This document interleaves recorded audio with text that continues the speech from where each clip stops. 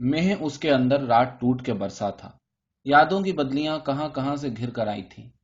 आसमान अब धुला धुला और नर्म नर्म था। कोई कोई बदली एक आसूदगी के साथ तैरती रह गई थी। कोई उजला सा चेहरा, कोई नर्म सी मुस्कुराहट। वो उस वक्त अपने आप में कितना मगन था। बाहर की दुनिया उसके लिए अपना मफहूम खो चुकी थी। नाश्ते की मेज पर बैठे बैठे उसने अखबार की सुर्खियों पर बेताल्लुकाना सी नजर डाली और उसे अब्बा जान की तरफ सरका दिया। अब्बा जान नाश्ता पहले ही कर चुके थे और उर्दू वाला अखबार पढ़ने में मुनहमिक थे। जब वो मेज पे आके बैठा तो उन्होंने उसे ताज्जुब से देखा। जाकिर, क्या आज तुम्हें कॉलेज नहीं जाना है? जाना तो है, आंख देर से खुली। तो फिर जल्दी नाश्ता करो और जाओ। ये कहते कहते फिर अखबार पढ़ने में मुनहमिक हो गए। उसकी आंख आज बेशक देर से खुली थी, फिर भी उसे कोई उजलत नहीं थी। इत्मीनान से नहाया धोया, अब इत्मीनान से नाश्ता कर रहा था। अम्मी आईं, चायदानी को हाथ लगाकर देखा, ठंडी तो नहीं हो गई? नहीं, अभी ऐसी ठंडी नहीं हुई है, चलेगी। उसने चायदानी को पांचों उंगलियों और हथेली से महसूस करते हुए कहा। बेटा, नाश्ता सवेरे कर लिया करो। आखिर मैं अकेली दम हूं, घर के सारे काम मुझे ही नबेड़ने होते हैं। फिर फौरन अब्बा जान से मुखातिब हुई। अजी, ढाका के लिए क्या लिखा है? कोई खास खबर नहीं है। अब्बा जान की तरफ से मुंह मोड़कर उन्होंने पास पड़ा हुआ अंग्रेजी का अखबार उसकी तरफ सरकाया।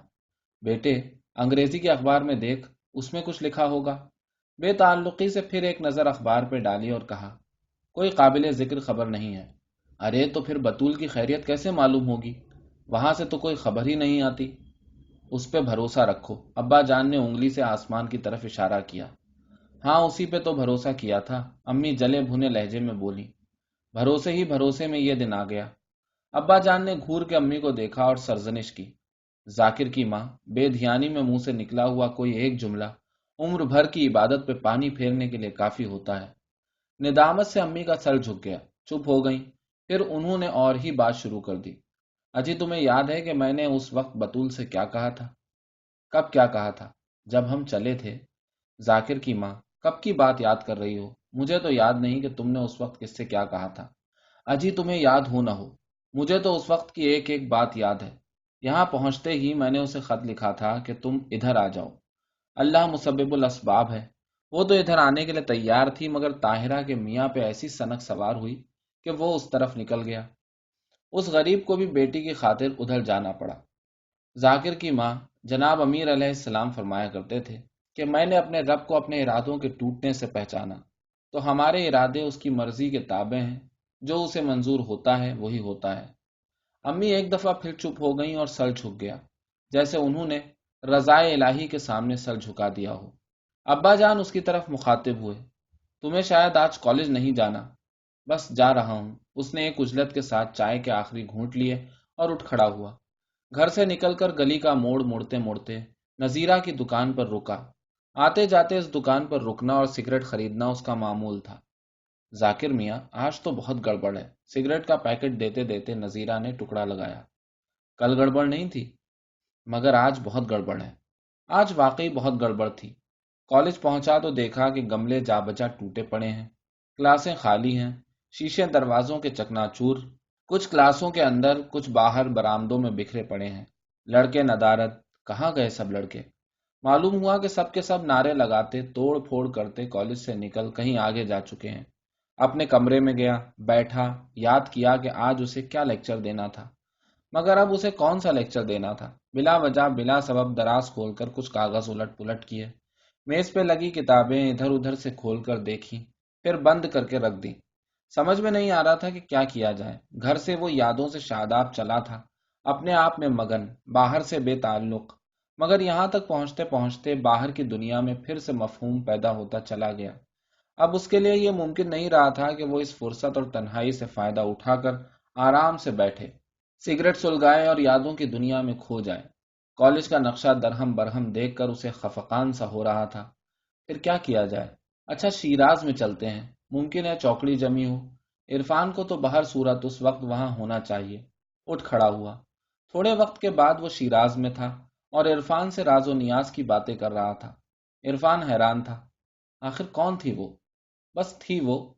इससे पहले तो तुमने उसका जिक्र कभी नहीं किया था। मैं तो उसे भूल ही गया था, जिक्र क्या करता। भूल गया था? इरफान ने उसे ताज्जुब से देखा। ہاں یار، بھول ہی گیا تھا، دن بھی تو بہت ہو گئے۔ پھر اب کیسے یاد آ گئی؟ یہ ہماری یادوں کی واپسی کا موسم ہے، جانے کب کب کی بھولی باتیں یاد آتی ہیں، اس وقت جب کہ چاروں طرف اتنا ہنگامہ ہے۔ ہاں، اس وقت جب کہ چاروں طرف اتنا ہنگامہ ہے۔ رکا پھر بولا، معلوم ہے آج کل ہماری امی کا کیا مشغلہ ہے؟ روز صبح اخبار آنے پر سوال کرتی ہیں کہ ڈھاکہ کے لیے کیا لکھا ہے۔ تمہیں پتہ ہے نا کہ ہمارے کچھ عزیز ڈھاکہ میں آباد ہوئے تھے، ہماری خالہ جان۔ تو امی پریشان رہتی ہیں اور روز صبح کو اخبار آنے پر سوال کرتی ہیں کہ ڈھاکہ کے لیے کیا لکھا ہے۔ اور جب انہیں کوئی تشفی بخش جواب نہیں ملتا تو انہیں یاد آتا ہے کہ یہاں آنے پر انہوں نے خالہ جان کو خط لکھا تھا اور مشورہ دیا تھا کہ ادھر اللہ میاں کے پچھواڑے مت جانا، ادھر آ جاؤ۔ اور پھر انہیں ہجرت کے وقت کے بھولے بسرے قصے یاد آنے لگتے ہیں۔ تو وہ ڈھاکہ میں ہے؟ عرفان نے قیافہ لڑایا۔ نہیں، وہ تو پاکستان ہی نہیں آئی تھی۔ پاکستان نہیں آئی تھی؟ اچھا، وہ سوچ میں پڑ گیا۔ اور تم تب سے ہندوستان نہیں گئے؟ نہیں۔ پھر تو واقعی بہت زمانہ گزر گیا۔ یہی میں سوچ رہا ہوں۔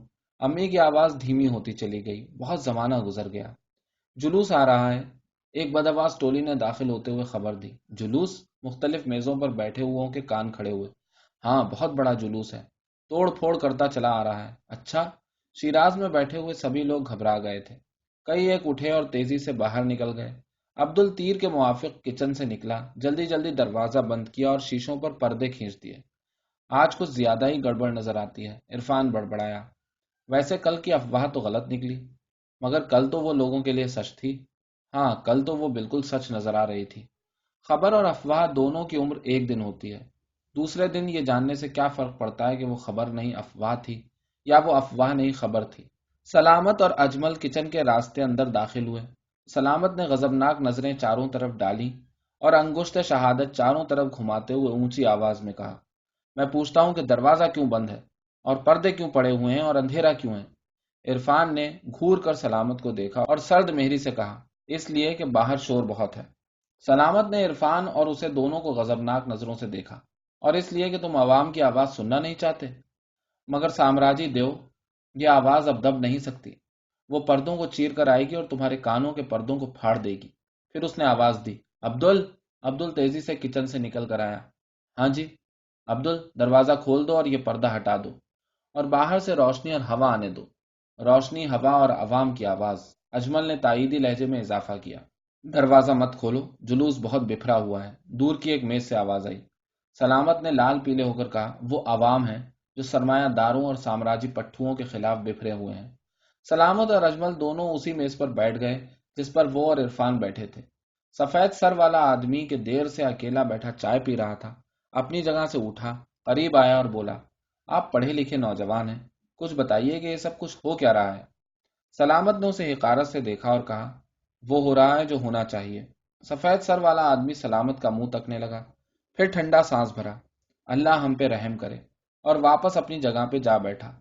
یار، میں یہ محسوس کرتا ہوں، سلامت بولا، یہ سفید سر والا آدمی میرے سفید سر والے باپ سے بھی زیادہ جاہل ہے۔ میرا باپ؟ اجمل بولا، تیرے سفید سر والے باپ اور اس سفید سر والے آدمی دونوں سے زیادہ جاہل ہے۔ مگر میرا باپ نہیں ہے، سلامت نے دانت کچکچائے، میں حرام زادہ ہوں۔ اجمل نے اعلان کیا، میں اپنے باپ کو اپنا باپ ماننے سے انکاری ہوں۔ یار، ہمارے مکروہ باپوں نے ہمیں برباد کر ڈالا۔ سلامت کی آواز میں یکایک رقت پیدا ہو گئی۔ اجمل نے عرفان کو اور پھر اسے دیکھا، تم دونوں بھی تو کچھ بولو۔ سلامت کو پھر غصہ آ گیا۔ یہ دونوں سمجھتے ہیں کہ وہ چپ رہ کر اپنے مکروہ باپوں کو اور ان مکروہ باپوں کے ناجائز بیٹوں کو وقت کی زد سے بچا لیں گے۔ میز پر مکہ مارا، ایسا نہیں ہو سکتا۔ سلامت صاحب، آپ یہاں بیٹھے ہیں، ایک آشنا شخص کچن کی راہ سے داخل ہوتے ہوئے بولا، وہاں گول مارکیٹ میں شراب کی دکان لٹ رہی ہے۔ اجمل نے چونک کر دیکھا، واقعی؟ ہاں جی، ہم ابھی ابھی ادھر سے ہی آ رہے ہیں، شراب نالیوں میں بہہ رہی ہے اور کتنے بے ہوش پڑے ہیں۔ پھر چوک ہو گئی، اجمل متاسفانہ بڑبڑایا۔ اس نے سلامت کو ٹہوکا، یار چلیں، ذرا دیکھیں تو صحیح۔ کہاں چلیں، کیا دیکھیں؟ سلامت نے بھنا کر کہا، کتوں کو بے ہوش دیکھنے کے لیے شراب کی لٹی ہوئی دکان کے آس پاس جانا ضروری نہیں ہے۔ کون سی نالی ہے جہاں کتے بے ہوش پڑے دکھائی نہیں دیتے؟ پھر اس نے انگارے برساتی ہوئی نظروں سے ارد گرد کی میزوں کا جائزہ لیا اور چیخ کر بولا، کتوں، تمہیں اب ہوش میں آنا ہوگا، حساب کا وقت آ گیا ہے، حساب دینا ہوگا، تمہیں، مجھے، سب کو، سوائے میرے، افضال نے اطمینان سے کہا، جو ابھی ابھی داخل ہوا تھا اور سلامت کو گرجتے دیکھ کر ٹیبل کے قریب آ کر خاموش کھڑا ہو گیا تھا۔ اب وہ کرسی گھسیٹ کر سلامت کے سامنے بیٹھا اور اس کی آنکھوں میں آنکھیں ڈالتے ہوئے بولا، چوہے، تو دم پہ کیوں کھڑا ہے؟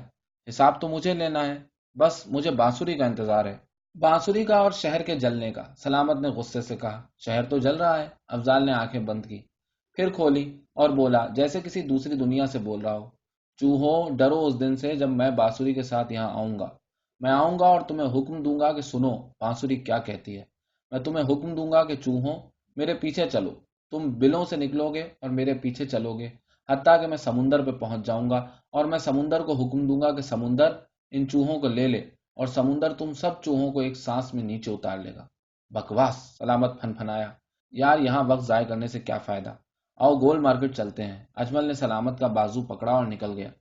سلامت مکروہ آدمی ہے، افضال بڑبڑایا، اور اجمل بھی، اور وہ بغل بچہ زوار بھی جو افسر بن کر مزید مکروہ ہو گیا ہے۔ یہ پورا قبیلہ مکروہ لوگوں کا ہے۔ افضال رکا، ذاکر اور عرفان کو دیکھا جو چپ بیٹھے تھے۔ یار تم دو اچھے آدمی ہو، خوبصورت آدمی۔ خوبصورتی دنیا میں کتنی کم ہو گئی ہے، ایک میں اور دو تم، صرف 3 خوبصورت آدمی۔ ان 3 میں سے میرا نام خارج کر دو، عرفان نے بیزاری کے لہجے میں کہا۔ پچھتائے گا؟ افضال نے عرفان کو غصیلی نظروں سے دیکھا۔ مجھے پتا ہے کہ اس فہرست میں ابھی بہت اضافہ ہونا ہے، عرفان نے زہر بھرے لہجے میں کہا۔ افضال نے اسے گھور کے دیکھا۔ عبد المختلف میزوں کا جائزہ لیتا ہوا یہاں پہنچا، افضال کو دیکھا اور مؤدبانہ بولا، افضال صاحب آپ آ گئے، چائے لاؤں؟ نہیں۔ پانی؟ نہیں۔ عبدل جانے لگا تو افضال نے اسے مخاطب کیا، عبدل تو اچھا آدمی ہے۔ اور پھر اس نے جیب سے ڈائری نکالی، کھول کر کچھ لکھا، پھر کہا، آج کی تاریخ میں اچھے لوگوں کی فہرست سے میں نے عرفان کا نام کاٹ دیا اور تیرا نام لکھ لیا۔ پھر عرفان سے مخاطب ہوا، آج سے تو بدصورت آدمی ہے، اور یاد رکھ کہ دنیا خوبصورت لوگوں سے کبھی خالی نہیں رہتی۔ عبدل خاموشی سے سرک گیا، تھوڑی دیر میں ٹھنڈے پانی کے گلاس کے ساتھ واپس آیا۔ لو جی افضال صاحب پیو۔ افضال نے تشکر آمیز نظروں سے عبدل کو دیکھا۔ عبدل تو خوبصورت آدمی ہے۔ پانی پیا، پھر پوچھا، وہ دونوں مکروہ آدمی کہاں چلے گئے؟ گول مارکیٹ میں شراب کی دکان ابھی ابھی لٹی ہے، وہ وہاں گئے ہیں اور تمہیں بھی وہیں جانا ہے، عرفان نے اپنے اسی زہر بھرے لہجے میں کہا۔ افضال نے عرفان کو خاموش غصیلی نظروں سے دیکھا، پھر اٹھا اور باہر نکل گیا۔ یار افضال تو آزاد بندہ ہے، تم اس سے کیوں الجھتے ہو؟ ذاکر بولا۔ آزاد بندہ؟ عرفان بڑبڑایا۔ آزاد بندہ یہاں کون ہے؟ میرا مطلب ہے کہ لاؤبالی آدمی ہے، وہ کسی سیاست کا پرزہ نہیں ہے۔ یار بات یہ ہے کہ میں جس طرح جعلی انقلابیوں کو برداشت نہیں کر سکتا، بس اسی طرح جعلی پیغمبروں کو بھی برداشت نہیں کر سکتا۔ پھر اصلی آدمی کون ہے؟ سب جعلی ہیں، ماں میرے۔ عرفان رکا، پھر بولا، پتہ ہے کامریڈ سلامت کا بینک بیلنس کتنا ہے؟ بینک بیلنس سلامت کا؟ یار وہ تو پھانک آدمی ہے، وہ کام کیا کرتا ہے جو کمائے گا اور بینک بیلنس بنائے گا؟ ذاکر یہی تو تجھے پتا نہیں، وہ بہت کچھ کرتا ہے، عرفان نے معنی خیز انداز میں کہا اور چپ ہو گیا۔ یار اپنی سمجھ میں کچھ نہیں آتا۔ سمجھ میں نہ آنے کی کیا بات ہے، اب کوئی بات ڈھکی چھپی نہیں ہے، لوگوں کی پیشانیوں پر لکھا ہوا ہے کہ وہ کیا ہیں اور کیا کر رہے ہیں۔ پھر لہجہ بدل کر بولا، خیر یار چھوڑو اس ذکر کو۔ ہاں یار ہمیں کیا؟ ہاں تجھے کیا، تو آج کل کہیں اور ہے۔ عرفان جس کا چہرہ ابھی تک بہت تنا ہوا تھا، کسی قدر نرم پڑا اور مسکرایا۔ یار ذاکر ادھر سے کوئی خطوط آتا ہے؟ خط نہیں، میرا مطلب ہے کہ یہاں آ کر تم نے کبھی تو کوئی خط لکھا ہوگا، ادھر سے کبھی کوئی خط آیا ہوگا؟ نہیں، اس نے خفیف ہو کر کہا، میں نے بھی کوئی خط نہیں لکھا، اس کی طرف سے بھی کوئی خط نہیں آیا۔ گویا اس وقت سے اب تک کوئی خط و کتابت نہیں ہوئی، کوئی پیام سلام نہیں۔ نہیں، اور اب تو اسے یاد کر رہا ہے؟ یار تو کمال آدمی ہے۔ واقعی کتنی عجیب بات ہے، اس نے سوچا، یہاں آنے کے بعد نہ میں نے اسے خط لکھا نہ اس نے کوئی خط بھیجا۔ یادوں کی گھنی بدلی پھر امڑنے لگی تھی، نیم تاریک رستے، پھر مکمل تاریکی، پھر کوئی منور منطقہ، ایک جگمگاتی یاد۔ صابرہ اب کتنی لمبی ہو گئی تھی، اور سینہ اس کا کتنا ابھر آیا تھا کہ اب اسے وہ ہمیشہ دوپٹے سے ڈھانپے رکھتی تھی، پر وہ گول گول ابھار پھر بھی چھلکتے چھلکتے رہتے۔ باتیں ان میں آپس میں کبھی زور زور سے، کبھی ہولے ہولے، کبھی اتنی ہولے کہ اس کی آواز سرگوشی بن جاتی اور صابرہ کا منہ شرم سے لال بھبوکا ہو جاتا۔ واپس کالج پہنچ کر اس نے سریندر کے مشورے سے اس کے نام کتنا لمبا خط لکھا تھا۔ ذاکر، خط ڈال دیا؟ یار ڈال تو دیا ہے، مگر کہتے کہتے رک گیا۔ مگر کیا؟ یار کہیں وہ سمجھ نہ جائے۔ خط اور کس لیے لکھا ہے؟ اسی لیے تو لکھا ہے کہ وہ سمجھ جائے۔ یار اگر وہ سمجھ گئی تو؟ کچھ کہتے کہتے رک گیا، تو کیا ہو جائے گا؟ وہ سمجھے گی کہ… دروازہ پٹنے کی آواز، کھولو، یاد کے منور منطقے سے اچانک واپس آتے ہوئے اس نے اس نیم تاریک فضا میں چاروں طرف نظر ڈالی۔ کوئی دروازہ پیٹ رہا تھا اور میزوں پر بیٹھے ہوئے لوگ ایک ہراس کے ساتھ دروازے کی طرف دیکھ رہے تھے۔ مت کھولنا، جلوس قریب ہے۔ پتا نہیں کون ہے، جلوس والے ہیں، دروازہ مت کھولو۔ اے بھائی کھول دو، ورنہ ان کا کیا ہے، وہ آگ لگا دیں گے۔ عبدل کچن سے نکل کر دروازے پہ گیا، پردہ ایک ذرا سرکا کر شیشے میں سے دیکھا، دیکھ کر مطمئن ہوا۔ دروازے کا ایک پٹ تھوڑا کھول کر آنے والوں کو اجلت سے اندر گھسایا اور فوراً دروازہ بند کر دیا۔ یاروں، تم نے تو دروازہ ایسے پیٹا کہ ہمیں ڈرا دیا، ایک صورت آشنا نے شیراز میں آنے والی اس مستقل ٹولی کو دیکھ کر کہا۔ اے بھائی، ڈرا ہوا کسی کو کیا ڈرائے گا؟ باہر کیا حال ہے؟ برا حال ہے، بہت توڑ پھوڑ ہوئی ہے۔ یادوں سے بھرے دل و دماغ کے ساتھ اس نے کچھ سنا، کچھ نہ سنا۔ وہ تو یادوں کے منطقے سے ایسے واپس آیا تھا جیسے سوتے سوتے کوئی دفتن جاگ اٹھے، مگر نیند اسی طرح آنکھوں میں بھری ہو۔ نیند کی پری ایک جھونکے کی مثال آئے اور وہ پھر دنیا و مافیہ سے بے خبر ہو جائے۔ یادوں کی پریاں اس کے ارد گرد منڈلا رہی تھی، پھر صابرہ اس کے تصور میں چل پھر رہی تھی۔ جب وہ تھوڑے دنوں کے لیے ویاسپور آئی تھی، ان دنوں میں ہم دونوں آپس میں گھل مل گئے تھے۔ انجن کی سیٹی کے ساتھ وہ بھی اسی کشادہ چھت پہ کھینچی چلی آتی جہاں میں اب بھی جب میرٹھ سے چھٹیوں میں آتا تو شام سے رات تک بیٹھا رہتا اور دور تک پھیلے کھیتوں کو، کھیتوں سے پرے پھیلی ریل کی پٹری کو، ریل کی پٹری سے پرے درختوں کے پھیلے سلسلے کو دیکھتا رہتا۔ ہم دونوں منڈیر سے لگے سر سے سر جوڑے کھڑے رہتے، سیٹی دیتے، دھواں اگلتے انجن کو، انجن کے جلوں میں حرکت کرتے منور ڈبوں کو دیکھتے رہتے۔ دن کو یہ ڈبے الگ الگ دکھائی دیتے، مگر رات کے اندھیرے میں تو بس ایسے لگتا کہ چراغوں کی قطار دوڑی چلی جا رہی ہے۔ چراغوں کی قطار کھنچتی چلی جاتی، دوڑتی چلی جاتی۔ جب گزر جاتی تو صابرہ خوشی اور حیرت سے کہتی، کتنی لمبی ریل تھی، ڈبے ہی ڈبے، کون سی گاڑی تھی یہ؟ دلی جانے والی۔ حیران رہ جاتی، یہ گاڑی دلی گئی ہے؟ ہاں اور کیا۔ تھوڑا چپ رہ کر وہ کہتی، ذاکر تم نے تو دلی دیکھی ہوگی، کیسی ہے دلی؟ بس ایک دفعہ گیا ہوں، مگر امتحان دے لوں پھر وہیں جا کے رہوں گا۔ اچھا کیسے؟ وہ حیران رہ گئی۔ وہیں جا کے نوکری کروں گا۔ اچھا۔ رات ہو چلی تھی، چاند ابھی نہیں نکلا تھا۔ ہاں چند ایک ستارے آسمان کے پھیلاؤ میں دور دور چراغوں کی طرح جھلملا رہے تھے۔ میں نے صابرہ کے حیرت بھرے چہرے کو غور سے دیکھا۔ صابرہ؟ صابرہ، اگر مجھے دلی میں نوکری مل جائے تو… میری زبان لڑکھڑانے لگی۔ تو ہم دونوں مل کر وہاں رہ سکتے ہیں؟ کیا؟ اس نے حیران نظروں سے مجھے دیکھا، جیسے کچھ سمجھ نہ پائی ہو۔ پھر جب میں خاموش نظروں سے اسے دیکھے گیا تو جیسے اچانک اسے کوئی بات سمجھ میں آ گئی ہو، ایک دم سے وہاں سے سٹک گئی۔ اگلے دن میں اس سے اور وہ مجھ سے آنکھیں چرا رہی تھی، مگر رات ہونے پر انجن کی سیٹی اور پہیوں کی گڑگڑاہٹ پھر اسے اسی جگہ لے آئی۔ مجھ سے ہٹ کر منڈیر پہ ٹھوڑی رکھ کر کھڑی تھی، مگر گاڑی چلتے چلتے کہیں درختوں کی اوٹ میں کھڑی ہو گئی تھی اور انجن سیٹی دیے چلا جا رہا تھا۔ ہم قریب ہوتے گئے، بہت ہی قریب، اتنے کہ میں اس کے بدن کی گرمائی کو محسوس کر سکتا تھا اور اس کے بدن کی نرمی کو بھی۔ اس کے بعد ہم نے زیادہ اعتماد کے ساتھ ایک دوسرے کے ساتھ سمٹ کر دلی کی آتی جاتی گاڑیوں کو دیکھا، اس کاہی لگی ٹھنڈی منڈیر پر برابر برابر ٹھوڑیاں ٹکائے گاڑی کو، جس کی رفتار کبھی آہستہ ہوتی کبھی تیز، دیکھتے رہتے۔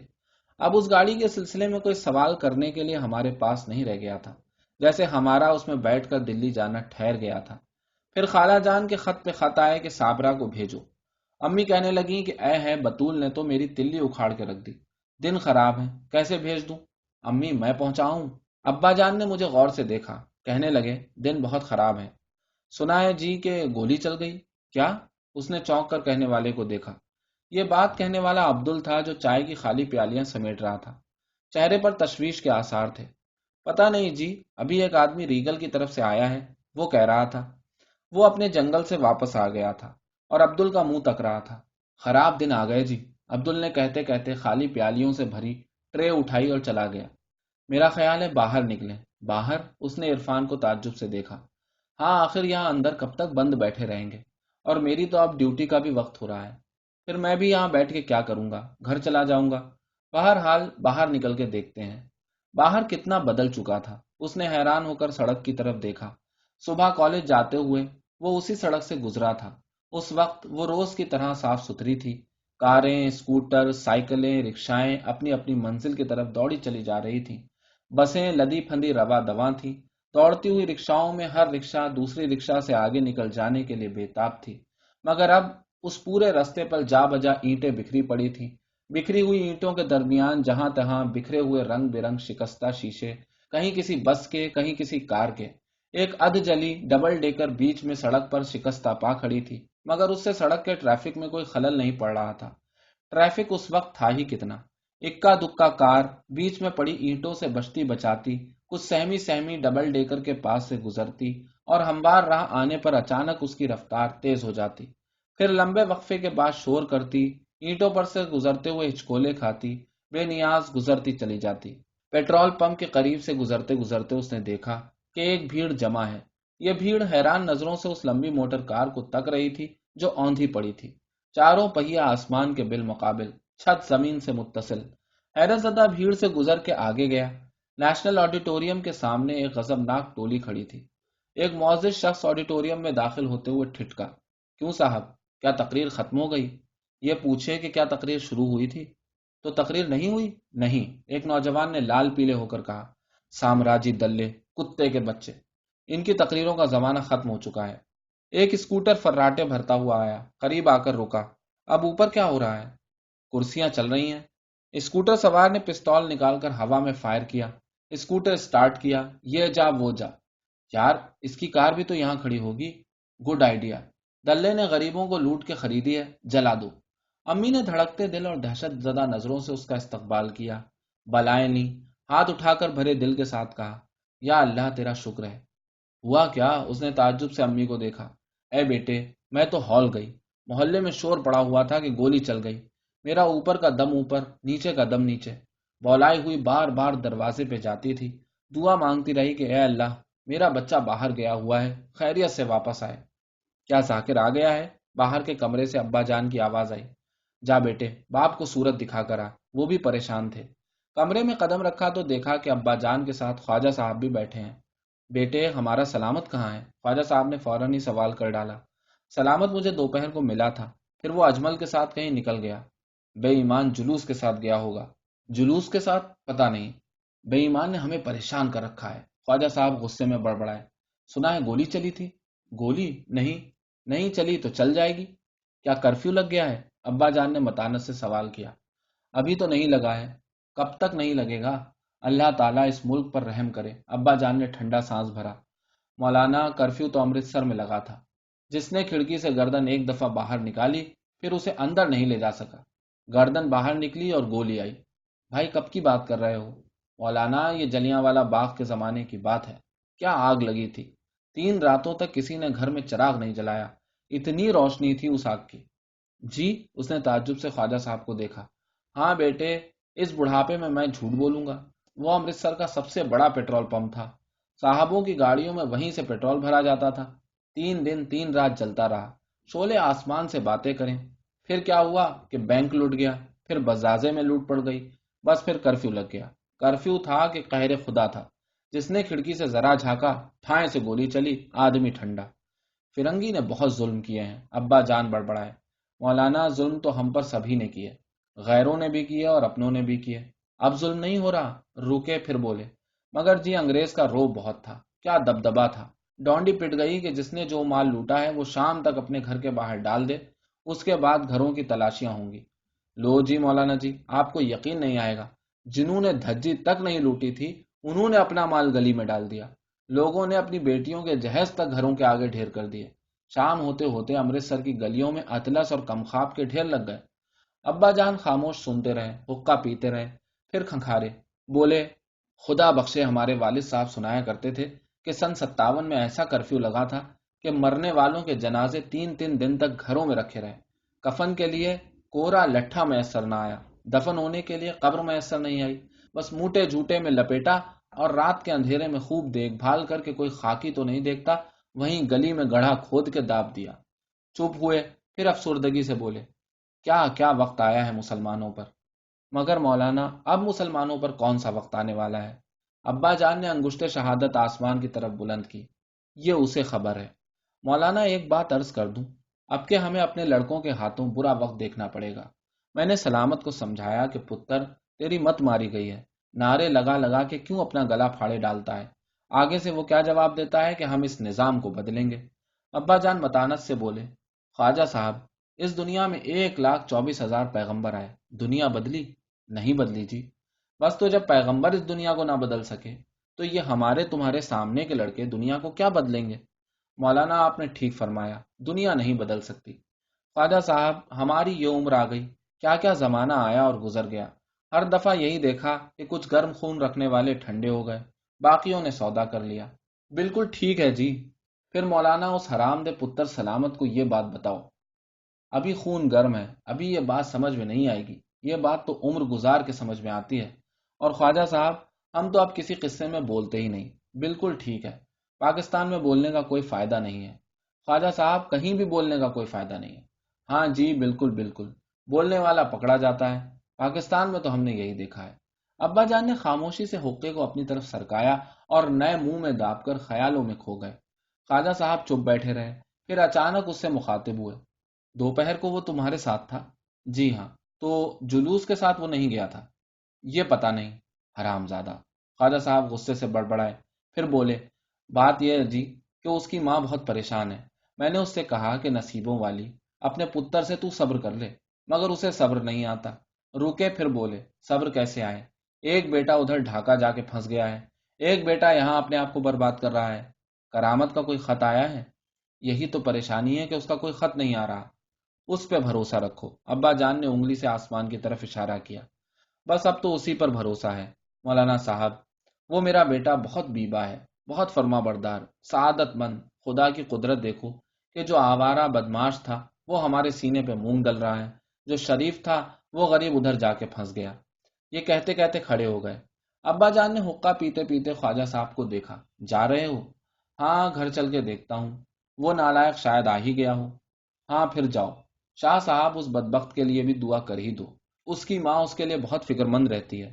ابا جان نے انگشت شہادت پھر آسمان کی طرف بلند کی۔ وہ حفاظت کرنے والا ہے۔ خواجہ صاحب رخصت ہوئے اور ابا جان اپنا حقہ اٹھا اندر چلے گئے۔ وہ بہت تھکا ہوا تھا۔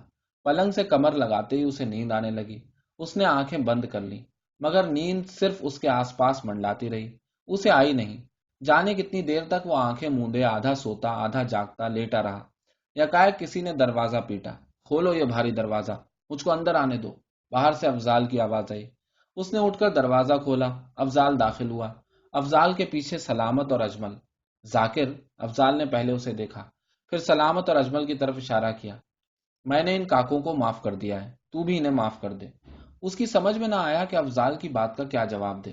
افضال نے حکمن کہا، میں کہتا ہوں انہیں معاف کر دے، میں نے انہیں اپنی پناہ میں لے لیا ہے۔ پھر شفقت بھرے لہجے میں کہا، ذاکر، یہ دونوں اچھے آدمی ہیں۔ افضال یہ کہتے کہتے کرسی پر بیٹھا اور اجمل سے مخاطب ہوا، کاکے، نکال، تیرے پاس کیا مال ہے؟ اجمل نے کرسی پر بیٹھتے ہوئے بیگ میز پر رکھا، اسے کھول کر بوتل نکالی اور میز پر رکھ دی۔ ذاکر نے حیرت اور خوف سے بوتل کو دیکھا۔ یار، یہاں نہیں۔ کیا؟ افضال نے اسے گھور کے دیکھا۔ اس نے گھبرائے ہوئے لہجے میں کہا، یار تمہیں پتا ہے کہ میرے والد ان معاملات میں بہت سخت ہیں۔ سلامت نے تحقیر آمیز قہقہہ لگایا، والد؟ یار وہی سفید داڑھی والا کاکا، وہی ہے نا تیرا باپ؟ کوئی بات نہیں، وہ اپنا بچہ ہے، میں اسے سمجھا دوں گا، تو گلاس لے کے آ۔ باپوں کو نہیں سمجھایا جا سکتا، سلامت نے حکم لگایا۔ تو اپنے باپ سے دوسروں کے باپوں کا اندازہ لگاتا ہے۔ افضال بولا، وہ میرا باپ نہیں ہے۔ سلامت چیخ پڑا، پھر کس کا باپ ہے؟ افضال نے معصومیت سے پوچھا۔ مجھے پتا نہیں، مگر یہ کہ وہ میرا باپ نہیں ہے، میں حرام زادہ ہوں۔ اس نے پورے زور کے ساتھ دانت کچکچاتے ہوئے کہا، ثبوت؟ ثبوت یہ ہے کہ میں کہہ رہا ہوں۔ یہ کوئی ثبوت نہیں ہے کاکے، یہ اعلان کرنے سے پہلے ماں سے تو پوچھ لیا ہوتا۔ پوچھا تھا۔ پھر؟ اس جاہل عورت نے گواہی دینے سے انکار کر دیا۔ اس نے افسوس کے لہجے میں کہا، پھر افسردہ آواز میں بولا، ہمارے باپ ظالم ہیں اور ہماری مائیں جاہل ہیں۔ یہ کہتے کہتے اس نے رونا شروع کر دیا۔ اجمل نے سلامت کو روتا دیکھا تو اس کی آنکھوں سے بھی آنسو جاری ہو گئے۔ کاکے تو کیوں رو رہا ہے؟ یار میری ماں سلامت کی ماں سے بھی زیادہ جاہل ہے۔ میں نے اس سے پوچھا تو اس نے پہلے مجھے 2 ہتھڑ ماری، پھر اپنے بال نوچ لیے اور چیخنے لگی۔ افضال نے اجمل کو گھور کے دیکھا، پھر روتے ہوئے سلامت کو دیکھا اور اس کی آنکھیں غصے سے سرخ ہوتی چلی گئیں۔ تم دونوں مکروہ آدمی ہو۔ اجمل نے سلامت کی طرف دیکھا۔ سلامت نے اعلان کیا، افضل حق بات کہتا ہے، ہم مکروہ لوگ ہیں، میں تمہیں اپنی پناہ میں لینے سے انکار کرتا ہوں۔ مکروہ آدمیوں، یہاں سے نکل جاؤ، یہ ایک طیب آدمی کا کمرہ ہے۔ سلامت اٹھ کھڑا ہوا۔ اجمل نے بوتل بیگ میں رکھی اور سلامت کے پیچھے پیچھے کمرے سے نکل گیا۔ ذاکر، تو اچھا آدمی ہے، تو مجھے معاف کر دے۔ یار کیسی باتیں کر رہے ہو؟ نہیں، تو مجھے معاف کر دے۔ کس بات پر؟ اس نے پریشان ہو کر افضال کو دیکھا۔ میں نے ایک طیب آدمی پر 2 خبیث روحوں کو مسلط کرنے کی کوشش کی۔ میں نے گناہ کیا ہے۔ اے اچھے آدمی، مجھے معاف کر دے، میں گنہگار ہوں۔ یہ کہتے کہتے اس کی آواز بھرا گئی اور آنکھوں میں آنسو ڈبڈبانے لگے۔ ہم گنہگار لوگ ہیں اور عذاب میں ہیں۔